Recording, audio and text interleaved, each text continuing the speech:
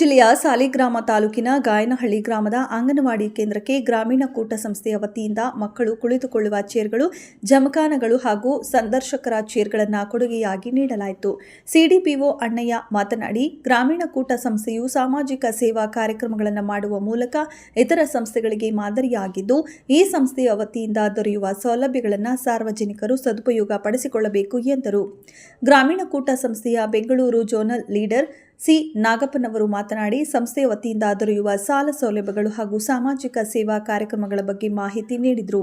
ಇನ್ನು ಕಾರ್ಯಕ್ರಮದಲ್ಲಿ ಗ್ರಾಮೀಣ ಕೂಟ ಸಂಸ್ಥೆಯ Kushalnagar area manager SK Sunil Kumar, Saligrama branch manager HS Chetan ಸೇರಿದಂತೆ ಹಲವರು ಉಪಸ್ಥಿತರಿದ್ದರು.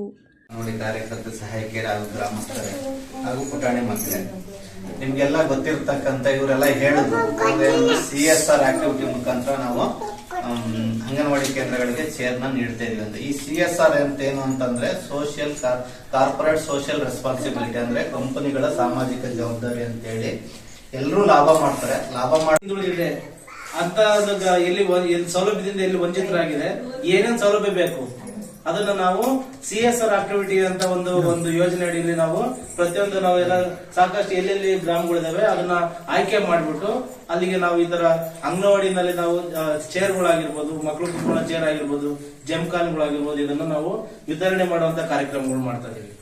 ಇದು ಜೊತೆಗೆ ನಾವು ಇಲ್ಲಿ ಗ್ರಾಮೀಣ ಕೂಟದ ವತಿಯಿಂದ ಇಲ್ಲಿ ನಮ್ಮ ಜನಗಳಿಗೆ ಸಾಲ ಸೌಲಭ್ಯ ಕೊಡೋದ್ರ ಜೊತೆಗೇನೆ ಈ ಭಾಗದಲ್ಲಿ ಇರುವಂತ ಒಂದು ಯಾವ್ದು ಹಾಸ್ಪಿಟಲ್ ಯಾವ್ದು ಇಲ್ಲಿದೆ ಅಲ್ಲಿಗೆ ಅಂದ್ರೆ ಆಂಬುಲೆನ್ಸ್ ವ್ಯವಸ್ಥೆ ಮಾಡೋಂತ ವ್ಯವಸ್ಥೆ ಮಾಡ್ಕೊಡ್ತಾ ಇದೀವಿ.